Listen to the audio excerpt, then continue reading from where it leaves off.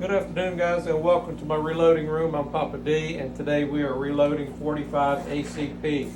The bullet projectile that I'm using is a Bayou bullet. It's a 230 grain full metal jacket, round nose, and I am working a Dillion Square Deal B for 45 ACP.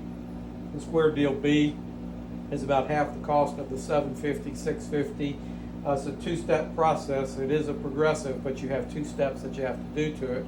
One is in order to put the bullet in on stage 3, and you have to put the brass in on stage 1, pull your handle, and you repeat the process. That gives you what you need. Very easy to operate, very efficient, and this particular reloading press works on straight wall pistol round cartridges. It does not cover the rifle rounds, particularly the taper. It doesn't have enough room on the ram. It's a shorter ram throw. So 44 Magnum, 38 Special, 380 9mm, 45 ACP, and 40 Smith & Wesson all are part of what this reloading press can do. On my finished rounds that come out, I do have a case gauge that I'm taking and checking, making sure they pass the pluck test whenever they come out. If I do have a round that comes out that does not pass muster, it doesn't fall out correctly, I've got a rock chucker single stage press over here ready to go. I can slip in and I have a crimp die in it. I can take it very quickly, take and crimp it, make sure it takes and passes muster, comes out of the case gauge like it is supposed to. As far as my storage, I used to take and use the typical 100 round storage containers, and I have switched from that to Jif peanut butter jars because they have a wide mouth on them. And they hold a little over 150 rounds. Whenever I'm loading 45 ACP, I generally load about 300 rounds, so 2 Jif jars full. That gives me what I need for a while for 45. Whenever I'm doing 9mm in a same jar, it's well over 200 rounds. So 3 Jif jars whenever I'm loading about 600 rounds of 9mm at a time. I go through a lot of peanut butter in my household, just so you'll know. I have primer tubes. Whenever I am working this, I have 5 primer tubes available, plus the one here. That gives me 600 large pistol primers available, so where I can take and continue moving through this. Now, I've had a lot of questions about the cost of reloading.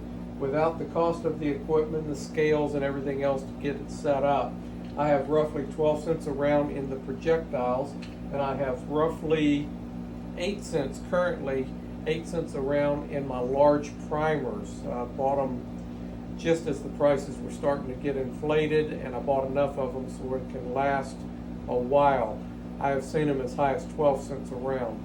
As far as my W231 powder that I use on this, I have less than 2 cents a round. So I have roughly 20 cents a round in each of the rounds of 45 ACP large primer that I make.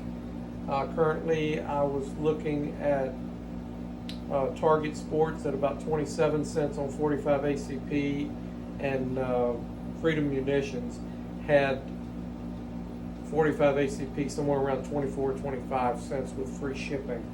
So I am saving at this particular point. I do like the idea that I can custom tailor a load.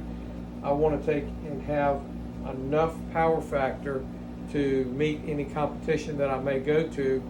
And the big thing is I want it as tight in the chamber as possible to give me the most accurate round, but it has to have enough powder in it to cycle the slide. I do have a 6-inch 1911, 6-inch slide 1911, and it requires more powder in it to cycle that slide than my standard Series 70 that I have.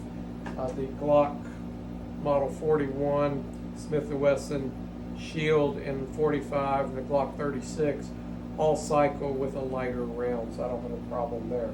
Anyway, guys, I just wanted to bring this to you, show you a little bit. With the bad weather outside, I just come inside and try to take and be prepared for the next day that I can go out and shoot and practice and train.